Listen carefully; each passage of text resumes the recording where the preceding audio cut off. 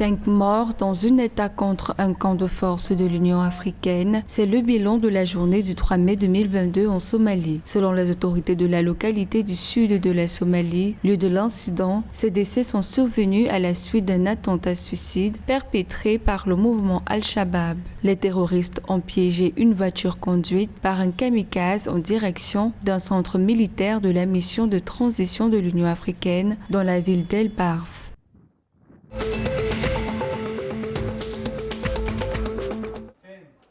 Afin de faciliter l'obtention des permis d'investissement et attirer davantage d'investisseurs dans le pays, le gouvernement tanzanien annonce l'établissement d'un guichet unique. Pour peaufiner ce projet, le pays annonce des séances qui se tiendront entre institutions clés, notamment l'Agence d'enregistrement et de délivrance des licences, le département de l'immigration, le département du travail et le Centre tanzanien d'investissement.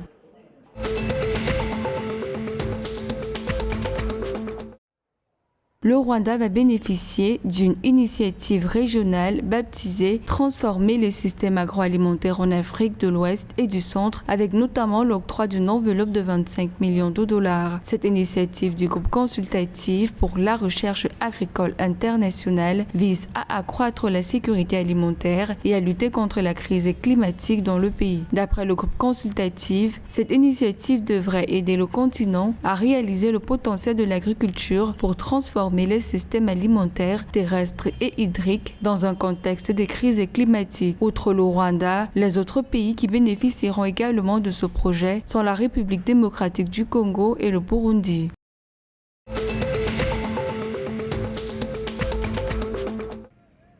Au Soudan du Sud, les syndicats des journalistes et autres entités sociales demandent au gouvernement d'assurer la protection des journalistes alors que de nombreux hommes et femmes de médias se plaignent d'un manque de reconnaissance envers le métier dans le pays. La présidente du réseau des femmes journalistes du Soudan du Sud a à cet effet souligné les fréquentes violations et harcèlements que subissent les femmes journalistes dans le cadre de leur travail.